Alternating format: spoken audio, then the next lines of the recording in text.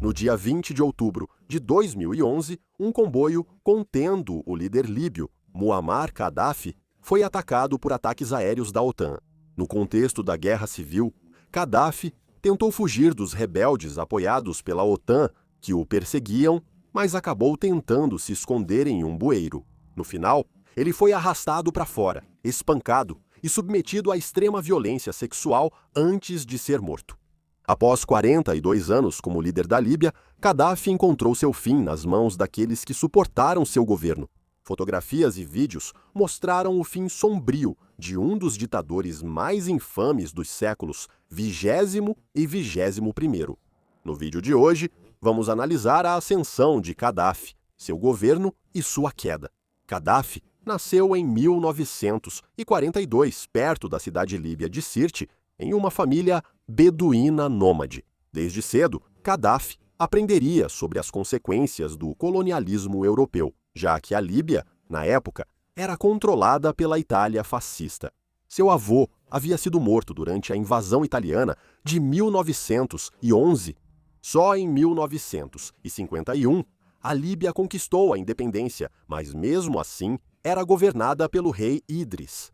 Idris se beneficiou muito dos investimentos ocidentais nos campos de petróleo da Líbia, enriquecendo-se pessoalmente. Mas para a maioria dos líbios, a pobreza era a norma, com taxas de mortalidade infantil chegando a 40% e o analfabetismo acima de 90%. Apesar de sua família ser pobre e não haver ensino gratuito, o jovem Gaddafi se dedicou aos estudos. Ele via outros líderes árabes como exemplos a serem seguidos, especialmente Gamal Abdel Nasser, do Egito. Gaddafi também acreditava no nacionalismo árabe, no socialismo e que o colonialismo ocidental deveria ser combatido. Logo, ele entrou para o exército como oficial, com a ideia de que estaria perfeitamente posicionado para formar um corpo revolucionário capaz de tomar o poder um dia. Em 1969, Gaddafi e seu Comitê Central do Movimento dos Oficiais Livres lançaram seu golpe de Estado. Com o rei Idris fora do país, Gaddafi assumiu o controle de aeroportos, prédios do governo e instalações militares. Logo, Gaddafi e seus oficiais assumiram o controle de forma pacífica, sem derramamento de sangue. Gaddafi prometeu em uma transmissão de rádio ao povo da Líbia que seu governo se concentraria na liberdade, fraternidade e igualdade. Entre seus primeiros atos, removeu as bases militares britânicas e americanas da Líbia e expulsou todos os líbios italianos e judeus.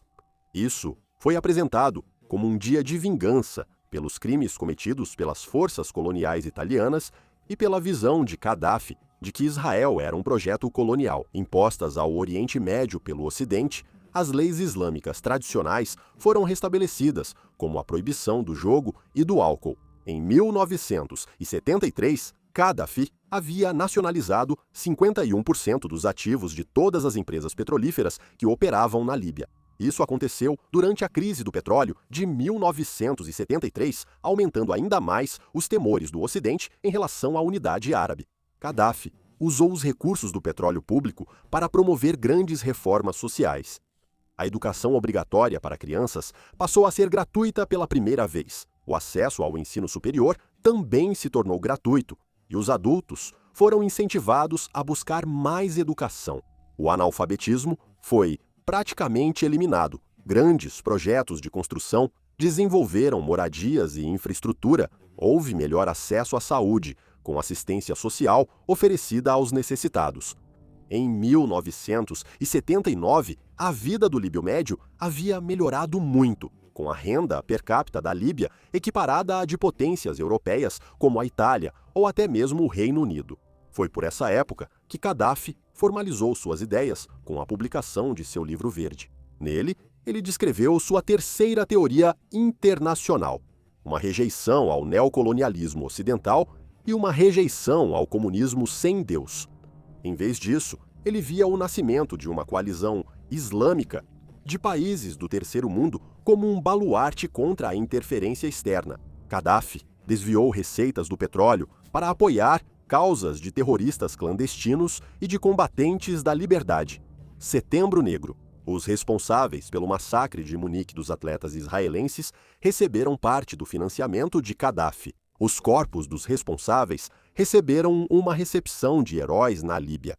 Gaddafi foi um dos poucos apoiadores de Nelson Mandela e do Congresso Nacional Africano, ansioso para ver o apartheid e a influência ocidental desaparecerem da África do Sul. Ele se via como o homem capaz de unir os países árabes e africanos contra a interferência externa.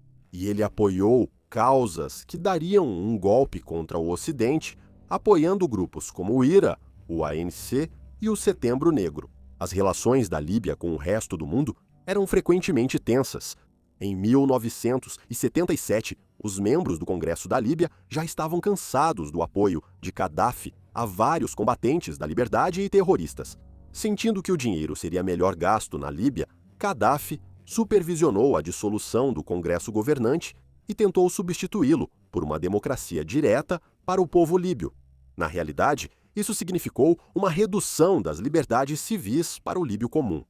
Durante todo esse tempo, Gaddafi se autodenominava o líder-irmão, apoiado por uma força policial secreta opressora. Os agentes de Gaddafi alcançariam até dissidentes que fugiram da Líbia. Frequentemente, os agentes de Gaddafi faziam exemplos públicos daqueles que o desafiavam, matando-os em plena luz do dia. Essa abordagem imprudente pode ser vista, talvez da forma mais clara, na morte da policial britânica Yvonne Fletcher. Ela trabalhava em um protesto na Embaixada da Líbia, em Londres, onde exilados e dissidentes líbios protestavam contra o regime de Gaddafi. Os agentes de Gaddafi abriram fogo contra a multidão com metralhadoras, deixando 11 feridos e Yvonne Fletcher mortalmente baleada. Em resposta, a Grã-Bretanha cortou todos os laços diplomáticos com a Líbia, permanecendo a questão por alguns anos. Durante a década de 1980, uma queda global no preço do petróleo afetou muito a Líbia. Projetos de infraestrutura foram abandonados, enquanto os gastos militares aumentaram. Em 1980, exercícios militares americanos no Golfo de Sirte fizeram com que as forças aéreas líbias tentassem enfrentar navios americanos.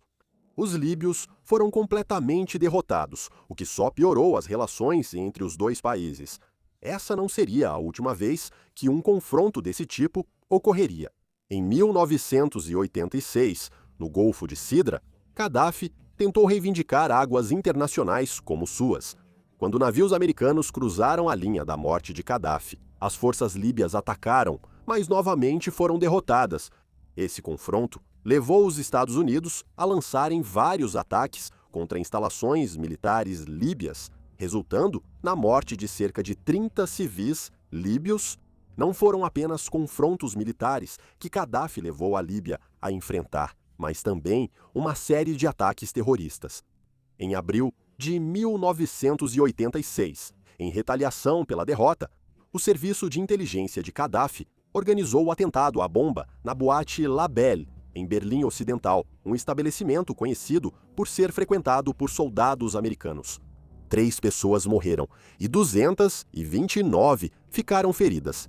Mas talvez o ato mais infame tenha sido o atentado de Lockerbie. No dia 21 de dezembro de 1988, o Serviço de Inteligência da Líbia tentou revidar contra os Estados Unidos, tendo como alvo o voo 103 da Panam. Uma mala contendo um explosivo de fabricação líbia foi colocada no compartimento de carga do avião e detonada sobre a cidade escocesa de Lockerbie. Todos os 259 passageiros e tripulantes morreram, e 11 pessoas em solo em Lockerbie também perderam a vida devido aos destroços em chamas.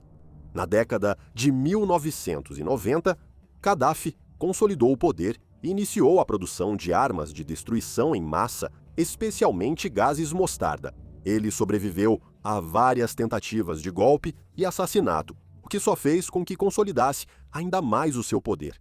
Em vez de focar nos laços com o mundo árabe, Gaddafi procurou fortalecer seus vínculos com países africanos. Ele se tornou um dos fundadores da União Africana, uma organização criada para incentivar a unidade e os laços econômicos entre os estados africanos. Em 2001, Gaddafi respondeu aos ataques de 11 de setembro com apelos à unidade. Ele percebeu a ameaça representada pelos fundamentalistas islâmicos e forneceu informações sólidas na guerra ao terror. Isso serviu para normalizar as relações entre a Líbia e o Ocidente.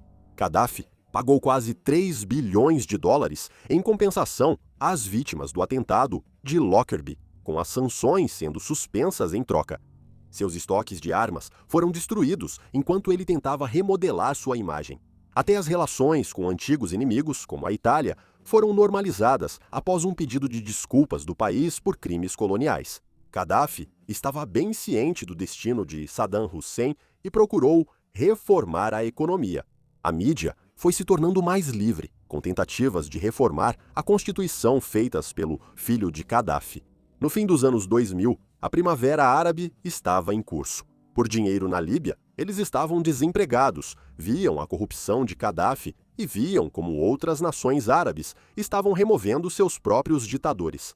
Gaddafi, há muito tempo, contava com o apoio de milícias formadas por sua própria tribo e mantinha o exército líbio relativamente pequeno e mal equipado para evitar possíveis golpes de Estado.